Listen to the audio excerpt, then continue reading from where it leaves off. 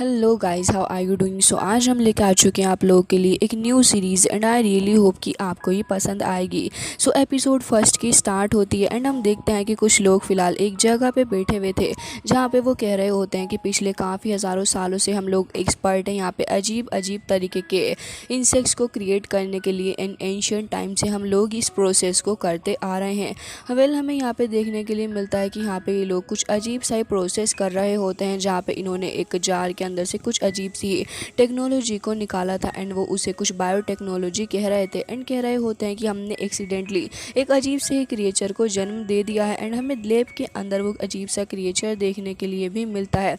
And यहाँ पे हमें ये भी पता चलता है कि लोग सिर्फ एनिमल्स के ऊपर एक्सपेरिमेंट नहीं कर रहे हैं बल्कि इंसेक्ट्स क्रिएट करने के बाद ह्यूमन के अंदर भी उसे इंजेक्ट करते हैं ताकि उन्हें इसका और भी अच्छा रिजल्ट देखने के लिए मिले। लेकिन इन सारी चीज़ों के चलते ही कुछ अजीब सा क्रिएचर क्रिएट कर देते हैं जिसके साथ ही हम देखते हैं कि फॉरेस्ट के अंदर एक बंदा काफ़ी बुरे तरीके से भाग रहा होता है। लेकिन तभी उसके सामने कुछ मास्क पहने हुए लोग आ जाते हैं। वो उसे कह रहे थे कि आखिर तुम कहाँ भाग रहे हो, हम तुम्हें यहाँ से भागने ही नहीं देंगे। जिसके चलते वो आदमी काफ़ी परेशान हो गया था एंड कह रहा होता है कि मैं तुम्हें अच्छा सबक सिखाऊंगा। अपने पास में रखा हुआ एक खंजर वो निकाल लेता है, उसी के थ्रू इन सभी को मारने की भी कोशिश कर रहा था। लेकिन ये लोग जो खुद को युआन हुआई कहते हैं, ये लोग काफ़ी ज़्यादा पावरफुल है एंड बहुत ही ज़्यादा बुरे तरीके से उसे मारने लग गए थे। उसे काफ़ी ज़ोर से धक्का दे देते हैं। ऑलमोस्ट वो खाई के पास गिरने ही वाला था लेकिन खुद को संभाल लेता है। जिसके साथ ये लोग आगे बढ़ रहे थे और कह रहे होते हैं कि अब जब तुम मरने वाले हो तो फिर हम तुम्हें इतनी आसानी से तो बिल्कुल भी नहीं मरने देंगे। एंड उनके पास में एक छोटी बोतल भी होती है जिसे वो खोल के उनके पास में डाल देते हैं। तभी वहाँ कुछ हज़ारों की तादाद में अजीब से इंसेक्ट्स आके उस बंदे को मारने लग गए थे। वो उस खंजर की मदद से पूरी कोशिश कर रहा होता है खुद को बचाने की, लेकिन यहाँ पे इंसेक्ट्स काफ़ी बुरे तरीके से उसे इंजर्ड कर देते हैं। लॉर्ड ऑफ गोल्डन नाइफ नाम का एक हथियार अपने पास से निकाल लेता है एंड हम देखते हैं कि उसके अंदर से काफ़ी सारी लाइटनिंग निकल रही थी और कुछ अजीब सा ऑरा निकल रहा था। हालांकि हम देखते हैं कि वो खुद को ज़्यादा देर तक रुका नहीं पाता एंड अल्टीमेटली वो खाई के नीचे ही गिर गया था। जहाँ पे हमें देखने के लिए मिलता है कि यान हुई वहाँ पे आके खड़े हो गए होते हैं, कह रहे थे कि वैसे क्या हमें इसकी बॉडी को यहाँ से लेके जाना चाहिए। तो उनमें से जो सबसे आगे था वो कह रहा होता है कि नहीं, अब तो ये गिर के ऑलमोस्ट मर ही चुका होगा, इसकी बॉडी को तलाशने की कोई ज़रूरत नहीं है। जिसके साथ ही अब हमें वो हथियार भी देखने के लिए मिलता है जो कि उस बंदे की बॉडी के पास में पड़ा हुआ था।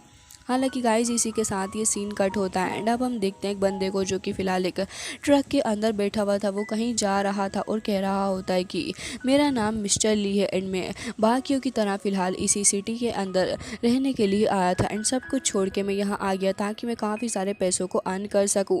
लेकिन हमें देखने के लिए मिलता है कि जब वो 24 साल का था एंड काफ़ी अच्छी उसकी लाइफ चलने लग गई थी, तभी सडनली एक दिन उसे कॉल आता है कि उसकी ग्रैंडमा बहुत ही ज़्यादा खतरनाक तरीके से इल हो चुकी है।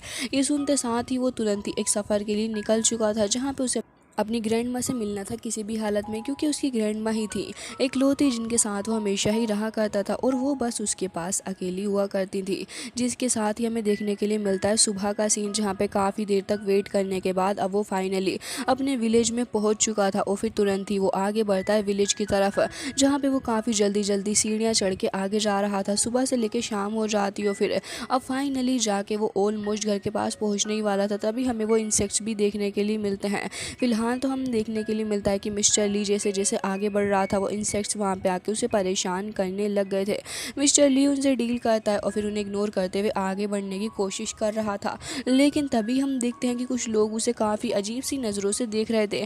मिस्टर ली भी खुद नहीं समझ पा रहा था कि आखिर ये लोग उसे ऐसे क्यों देख रहे हैं एंड वो काफ़ी कन्फ्यूज़ भी था। जिसके चलते वो ये भी नोटिस करता है कि कुछ लोग तो उसे देख के दरवाज़ा तक बंद कर ले रहे हैं, मतलब कि मसला तो कुछ अजीब सा ही है। वो भागते भागते अपने घर की तरफ को जाने लग गया होता एंड ऑलमोस्ट अपने घर के पास आके खड़ा हो गया था। जहाँ पे आने के बाद वो काफ़ी खुश था कि अब फाइनली ग्रैंड माँ से मिलेगा एंड हमें देखने के लिए मिलता है कि जैसे ही वो घर के अंदर एंटर करता है तो फिर उसे उसका डॉग आगे ग्रीट करने लग गया था, बल्कि वो उसे काफ़ी ज़्यादा प्यार भी करता है। अभी वहाँ पे उस घर की एंड ग्रैंड माँ की केयर करने वाली वो लेडी आ जाती है, कह रही थी कि शाओजुन तुम वापस आ गए हो, ग्रैंड माँ बहुत ही ज़्यादा इल हैं, जल्द से जल्द चल के उनसे मिल लो। तभी हमें देखने के लिए मिलता है कि ली अपनी ग्रैंड माँ के पास में आ गया था, तुरंत ही उनका हाथ पकड़ लेता है।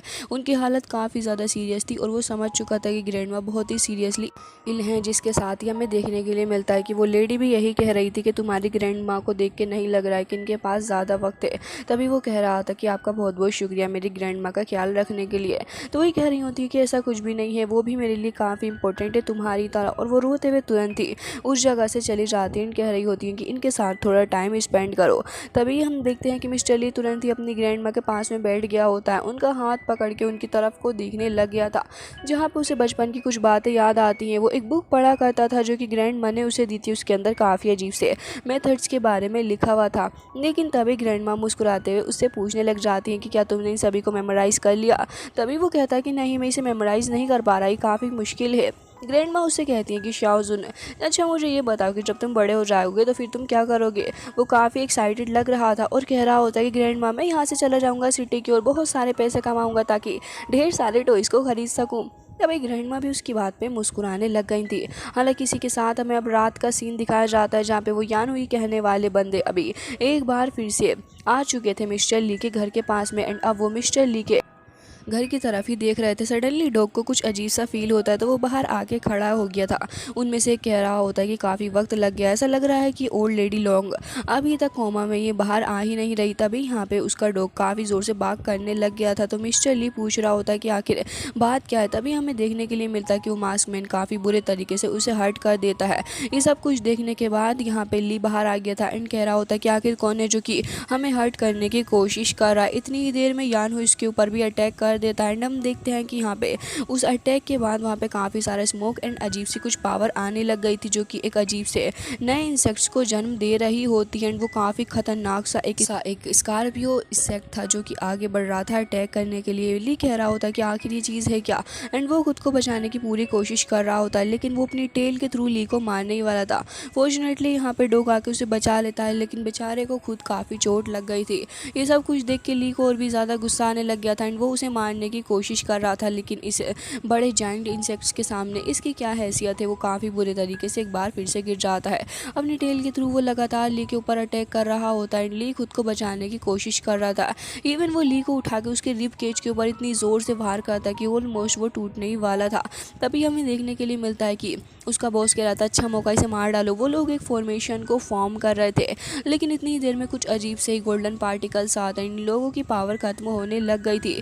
बल्कि हमें देखने के लिए मिलता है कि ग्रैंड माँ की आवाज़ ये होती है वो कुछ अजीब तरीके के मंत्र को चैंट कर रही थी, जिसके चलते यहाँ पे इन लोगों की हालत बहुत ज़्यादा ख़राब हो चुकी थी। एंड ये पूरी कोशिश कर रहे थे कि अपनी पावर का इस्तेमाल करते हुए इस अटैक को ख़त्म कर सकें। लेकिन यहाँ पे ग्रैंड माँ बहुत ही ज़्यादा स्ट्रॉन्ग पावर के साथ अटैक कर रही थी। तो वो यान हुई कह रहा होता है कि लॉन्ग, इसका मतलब तुम अभी भी काफ़ी ज़्यादा पावरफुल हो, लेकिन अच्छा ही होगा कि तुम अपनी पावर मुझे शो ना करो। साथ ही हम देखते हैं कि ली के हार्ट के पास कुछ अजीब सी गोल्डन एनर्जी जमा होने लग गई थी। वो तुरंत ही भागते भागते चला जाता है ग्रैंड माँ के पास में। एंड उन्हें देख के काफ़ी कुछ था, क्योंकि वो बैठी हुई होती हैं, जिसके साथ ही ली कह रहा था कि आखिर ये सब कुछ हो क्या रहा है ग्रैंड माँ। तो वो कह रही होती है कि शाओजुन मुझे माफ़ कर दो, लेकिन आज मुझे लग रहा है कि मेरे पास वक्त बहुत कम है और तुम्हें बहुत कुछ बताना होगा। वो यान हुई भी आगे बढ़ रहा होता है एंड कह रहा था कि लॉन्ग, मुझे जल्द से जल्द वो गोल्डन टोड दे दो, क्योंकि मैं यहाँ से जाना चाह रहा हूँ।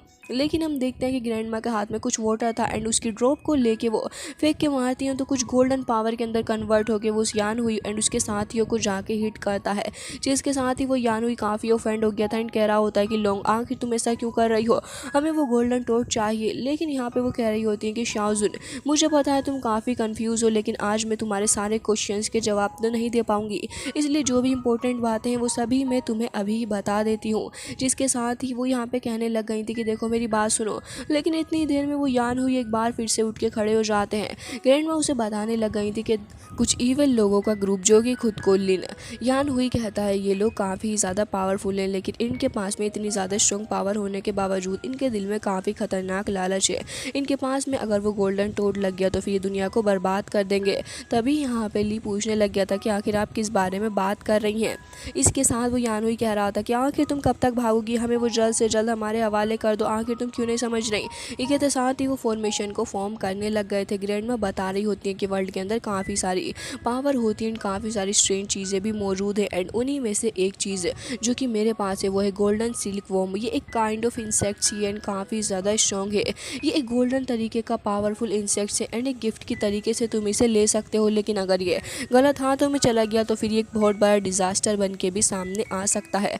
मुझे इसे पहले ही डिस्ट्रॉय करना चाहिए था, लेकिन ना जाने मैंने क्यों ही नहीं किया इसे डिस्ट्रॉय। वो अपने हाथ में उस गोल्डन सिल्क वॉर्म को लेने लग गई थी। तो यान हुई भी तुरंत ही घर की तरफ आगे बढ़ रहे होते हैं। ग्रैंड माँ पावर का इस्तेमाल इस्तेमाल करते हुए उन्हें पीछे की तरफ को गिरा देती है एंड कह रही थी कि जब तुम छोटे थे मुझे तभी तुम्हें इसके बारे में बताना चाहिए था। खैर फिलहाल इतना वक्त नहीं है, देखो मैं नहीं चाहती कि किसी भी तरीके से ये किसी गलत हाथों में पड़े, इसलिए तुम्हें दे रही हूँ। तुम्हें इसे काफ़ी सेफली अपने पास में रखना होगा। ले कह रहा होता है कि ग्रैंड माँ आखिर आप मुझे ढंग से क्यों नहीं बता रही। तभी वो गुस्सा करने लग जाती है, कह रही थी कि मैंने कहा ना वक्त नहीं है मेरे पास ज़्यादा। एंड ये कहते साथ ही वो तुरंत ही उसकी बॉडी के अंदर गोल्डन सिल्कवॉर्म डाल देती है। साथ ही हमें देखने के लिए मिलता है कि उसकी बॉडी के अंदर वो गोल्डन ऑर्गन्स के साथ जाके मर्ज हो रहा था। साथ ही उसकी नेक के ऊपर एक मार्क भी अपीयर हो गया था, जिसके साथ ही बाहर खड़े हुए ज्ञान हुई कह रहे थे कि अब हम सेक्रीफाइस के मेथड का इस्तेमाल करेंगे। सभी अपने ब्लड ड्रॉप लेके अपने फेस पे लगाने लग गए थे एंड सेक्रीफाइस टाइप की किसी फॉर्मेशन का इस्तेमाल करने वाले थे ताकि ग्रैंड माँ लोगों को बहुत बुरा सबक सिखा सकें। दूसरी ओर शाओजुन काफ़ी स्ट्रगल कर रहा होता है तो ग्रैंड माँ कह रही थी कि मुझे माफ़ कर दो, मैं भी यही चाहती थी कि तुम अपनी लाइफ पीसफुली जियो, लेकिन तुम्हें मेरे ऊपर भरोसा रखना होगा। साथ ही उनके हाथ में जो वाटर बचा हुआ था वो कह रही थी कि जो लोग तुम्हें और मुझे नुकसान पहुंचाना चाहते हैं उन्हें तो भारी सफ़र करना पड़ेगा। वो तुरंत ही उस वाटर को फेंक देती हैं, जो कि बाहर निकल के काफ़ी सारी पावर के साथ अब स्काई की तरफ जाने लग गया था। और अब हम फाइनली देखते हैं कि यहाँ पे जाने के बाद वो एक इंसेक्ट्स के अंदर तब्दील हो गया था। ये लोग भी अपनी पावर का इस्तेमाल करते हुए अटैक करने की पूरी कोशिश कर रहे होते हैं। साथ ही हमें देखने के लिए मिलता है कि दोनों ही चीज़ एक दूसरे से जाकर टकराने लग गई थी। आसमान में काफ़ी बड़ा सा एक ब्लास्ट देखने के लिए मिलता है एंड वो जो गोल्डन तरीके का इंसेक्ट था वो आगे बढ़ के इन लोगों को काफ़ी बुरे तरीके से हर्ट भी करता है। साथ ही इसके बाद हमें देखने के लिए मिलता है कि ग्रैंड माँ के हेयर भी ओपन हो चुके थे एंड इस पॉइंट पे आके वो ऑलमोस्ट डेड हो गई थी। साथ ही काफ़ी सारे पार्टिकल ज़मीन में जाके गिरते हैं। दूसरी ओर शाओजिन स्ट्रगल कर रहा था, वो उनके पास आने की कोशिश कर रहा होता है लेकिन वो फाइनली हार के वहीं पे गिर गया था। उसे पास्ट की कुछ बातें याद आती हैं, जो वो कह रहा था ग्रैंड माँ मैं सिटी के अंदर चला जाऊँ, वहाँ पे रिच हो जाऊँगा एंड आपके और मेरे लिए घर तो हम लोग खुशी खुशी साथ में रहेंगे। एंड इसी सारी बातें याद करते साथ ही वो कह रहा होता है कि आखिर ये क्या चल रहा है। साथ ही हमें उसकी ग्रैंड माँ की शक्ल भी दिखाई जाती है, जो कि काफ़ी ज़्यादा टायर्ड हो चुकी थी अपनी ज़िंदगी से। एंड हमें देखने के लिए मिलता है कि लास्ट में शाओजुन भी बेहोश हो चुका था। अब इसी के साथ हमें अगले दिन सुबह का सीन दिखाया जाता है, जहाँ पर हम देखते हैं कि विलेज के काफ़ी सारे लोग इकट्ठा हो चुके थे, क्योंकि आज ग्रैंड पा का फ्यूनरल जो था, लोग यहाँ पर उस फ्यूनरल को सेलिब्रेट कर रहे थे। एंड यहाँ पे कुछ अजीब ही तरीके के लोग स्क्रिप्चर्स वगैरह बोल रहे होते हैं। साथ ही वो कुछ चीज़ें भी ऐसे ही फेंक रहे थे ताकि ग्रैंड माँ का फ्यूनरल अच्छे से हो, जिसके चलते हम देखते हैं कि अंदर फिलहाल शाओजुन बैठा हुआ था एंड ये सारी की सारी चीज़ें उसे काफ़ी डिस्टर्ब कर रही थी। साथ ही उसकी बॉडी के अंदर जो सिल्क वॉर्म मौजूद है उसकी वजह से उसे और भी ज़्यादा प्रॉब्लम हो रही थी। एंड वो यहाँ पे हम देखते हैं कि काफ़ी स्ट्रगल भी कर रहा था। तभी मिस सन वहाँ पर आ जाती है, कह रही थी क्या हुआ शाओजुन, तुम ठीक तो हो। एंड वो उसे पीने के लिए पानी भी देती हैं। तभी वो उसको पीने लग गया था एंड कह रहा होता है कि मिस सन मैं एकदम ही ठीक हूँ, लेकिन आखिर ये चीज़ें हो क्या रही हैं मेरे साथ में। जिसके साथ ही वो कह रही थी कि मुझे इसके बारे में कुछ नहीं पता। इतनी ही देर में हम देखते हैं कि यहाँ पे कुछ लोग आ जाते हैं एंड वो यहाँ पे किसी के गार्ड थे। तभी हमें देखने के लिए मिलता है कि एक ओल्ड मैन जिसका नाम ली शेन था, वो अंदर की तरफ को आ जाता है। उसके साथ में एक लेडी भी मौजूद थी। वो यहाँ पे थोड़ा सैड होने का प्रिटेंड कर रहा था और कह रहा होता है कि सिस्टर गुड बाय, ली शेन आपको रिस्पेक्ट पे करता है। तभी हम देखते हैं कि यहाँ पे फिलहाल शाओजुन भी उसको रिस्पेक्ट पे कर रहा था। इतनी ही देर में हमें देखने के लिए मिलता है कि शेन कह रहा था कि आखिर तुम हो कौन। तभी वो कहने लग गया था कि क्या मैं आपसे पूछ सकता हूँ कि आप कौन है। तो वो बताने लग गए थे कि मैं इस लेइगोंग विलेज का मास्टर हूँ एंड जहाँ तक मुझे लगता है कि तुम्हें मेरे बारे में पता तो हो गई। एंड अब मैं यहाँ पे तुमसे कुछ इंपॉर्टेंट बात करने के लिए आया हूँ। वैसे तो तुम्हारी जो ग्रैंड माँ थी वो मेरी बहन की तरीके से ही थी, तो तुम मुझे ग्रैंड पा बुला सकते हो। शाओजुन फिलहाल तो उस जगह पे बैठा हुआ था। तभी वो लेडी उससे कह रही होती है कि देखो हैंडसम मैन, हम तुम्हारा ज़्यादा वक्त बर्बाद नहीं करेंगे, हमें तो सिर्फ तुमसे सीधे से सीधे एक ही बात पूछनी है। फिलहाल तो वो बाहर देख रहा था कि काफ़ी सारे लोग उससे फाइट करने के लिए खड़े हुए हैं। तभी यहाँ पे वो लेडी कह रही होती है कि हमें बताओ सिल्क वॉर्म के बारे में। अब फिलहाल ग्रैंड माँ ने उससे मना किया है, जिसके चलते वो बता भी नहीं सकता और कह देता है कि मुझे नहीं पता कि आप किस बारे में मुझसे बात कर रहे हैं। तो फिर शैंग कहने लग जाते हैं कि अच्छा तो क्या तुम्हें सच में नहीं पता। तो ऐसा लग रहा है कि कोई दूसरा मेथड ही अपनाना पड़ेगा तुम्हें सबक सिखाने के लिए। एंड तुम्हारी हिम्मत भी कैसे हुई हमसे झूठ बोलने की। तो यहाँ पे वो लेडी भी कहने लग गई थी कि बिल्कुल ज़रा तुम खुद ही देख लो कि लेई विलेज के ओनर होकर तुम्हारे साथ में कैसे बिहेव कर रहा है एंड ये तुम्हारी डिसरिस्पेक्ट कर रहा है। अगर तुम्हारी जगह मैं होती तो मुझे तो काफ़ी बुरा लगता। ये सुनने के बाद हम देखते हैं कि वो बंदा तुरंत ही आके कहने लग गया था कि मुझे पता है कि तुम मुझसे झूठ बोलने की कोशिश कर रहे हो, लेकिन जितना जल्दी हो सके उतनी जल्दी मुझे सच बता दो, क्योंकि अगर तुमने मुझे नहीं बताया कि आखिर वो सिल्क वॉर्म कहाँ मौजूद है तो फिर मैं तुम्हें बहुत बुरे तरीके से पीटूंगा।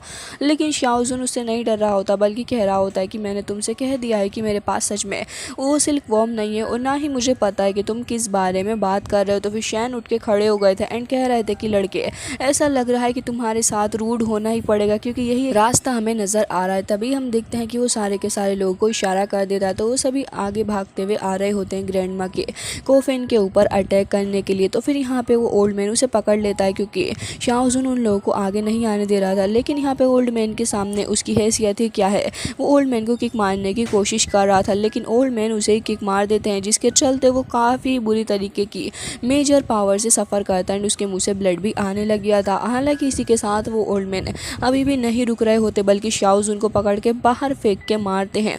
साथ ही बाकी सारे लोग जो कि देख रहे थे कि यहाँ पे क्या हो रहा है, तो फिर शाओजुन को यहाँ पे कोई भी बचाने नहीं आ रहा था, क्योंकि सारे ही लोग डर रहे होते हैं इस ओल्ड मैन से। साथ ही यहाँ पे वो आदेश दे देता है अपने लोगों की जाओ, सारे के सारे जाओ और घर में देखो कि आखिर वो गोल्डन सिल्क वॉर्म कहाँ मौजूद है। फिर यहाँ पे वो लोग घर में हर जगह ही देखने लग गए थे, सब कुछ तोड़ फोड़ रहे होते हैं, क्योंकि उन्हें तो बस वो सिल्क वॉर्म किसी भी हालत में चाहिए था। साथ ही हम देखते हैं कि जब शाओजुन आगे बढ़ रहा होता है तो फिर उसे भी गार्ड पकड़ लेते हैं, जिसके चलते वो आगे आ ही ना पाए एंड यहाँ पे ये लोग अपना काम ढंग से कर सके।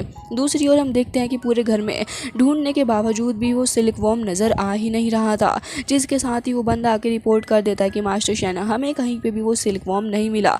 जिसके साथ ही मास्टर शैन खड़ा हुआ था, तो फिर वो लेडी उस कॉफिन के पास में आ जाती है, उसे टच करने लग गई थी एंड कह रही होती कि तो फिर तुम लोग इस कॉफिन को ही अपने साथ क्यों नहीं लेके चलते, क्या पता इस कॉफिन के अंदर ही वो मौजूद हो। ये सुनने के बाद तो अब शाओजुन को बहुत ही ज़्यादा एक्सट्रीम गुस्सा आने लग गया था कि ये लोग अब उसकी ग्रैंड माँ के कॉफिन को भी लेके जा रहे हैं, बल्कि वो लेडी तुरंत ही उस कॉफिन के ऊपर वाले हिस्से को हटा देती है, जिसके चलते अब शाओजुन को काफ़ी गुस्सा आता है। हमें देखने के लिए मिलता है कि उसकी आइज एंड उसकी बॉडी के अंदर से काफ़ी सारी पावर रिलीज़ होती है। वो वहाँ के सारे लोगों को तो मारता ही, लेकिन सबसे पहले आकर उसी लेडी को बहुत बुरे तरीके से मारता है।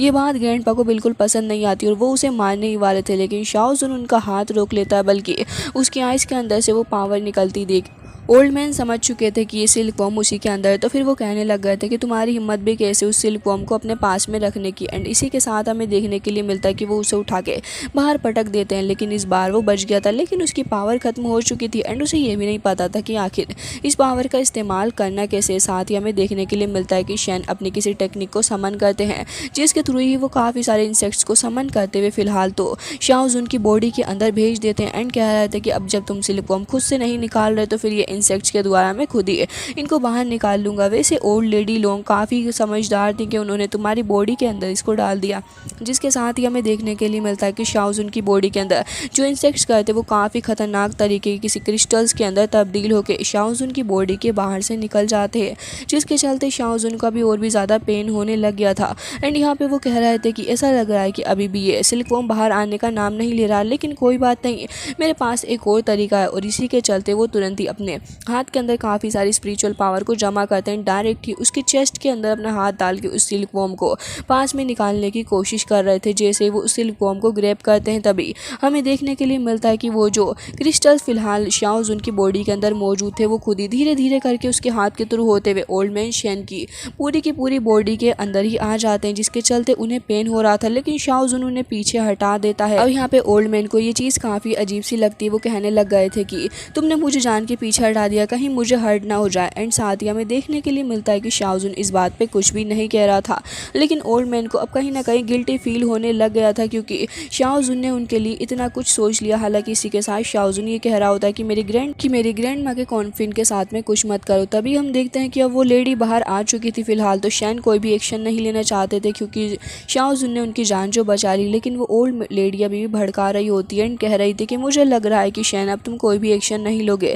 लेकिन ये गोल्डन सिल्क वॉर्म तो किसी भी हालत में हमें चाहिए। हालांकि वो आगे बढ़ रही थी तो फिर शैन उन्हें रोकने की कोशिश करने लग जाते हैं, लेकिन वो लेडी कहाँ ही रुकने का नाम ले रही थी एंड कह रही होती है कि अभी मैं तुम्हें अच्छा सबक सिखाऊंगी। ये कहते साथ ही तुरंत ही किक मार के उसको हिट करती है। साथ ही वो अपने पास में रखे हुए एक फ़ैन को निकाल लेती है एंड आगे बढ़ रही थी उस फैन के थ्रू ही अटैक करने के लिए। वो काफ़ी स्ट्रॉन्ग अटैक शाओजुन के ऊपर करने वाली थी, लेकिन इतनी देर में हम देखते हैं कि उसका अटैक कोई ब्लॉक कर देता है, साथ ही कोई आके उसके ऊपर अटैक करता है। ये एक दूसरी लड़की थी जो कि उसके ऊपर अटैक कर रही थी। शाओजुन के पास से अपनी नाइफ को उठा लेती है एंड यहाँ पे शाओजुन भी देख रहा था कि आखिर ये लेडी है कौन।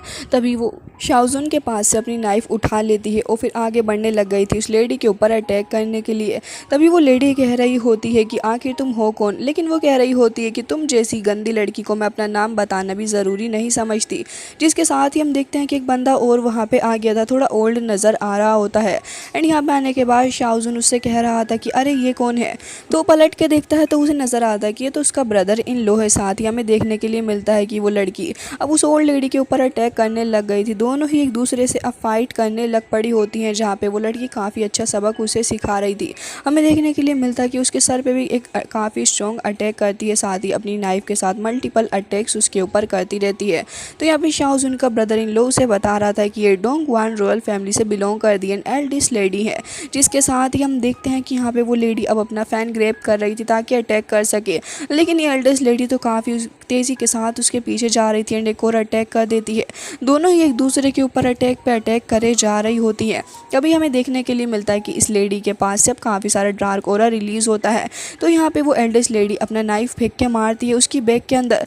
तो हमें देखने के लिए मिलता है कि कोई और नहीं बल्कि यान हुई था, जो कि फ़िलहाल एक लेडी के रूप में आया था। शैन भी सब कुछ देख के हैरान था एंड कह रहा था कि ये तो यान हुई है। तभी यहाँ पे वो उसका ब्रदर इन लोग से बता रहा होता है कि बिल्कुल शैन, आपको किसी के ऊपर ऐसे भरोसा नहीं करना चाहिए।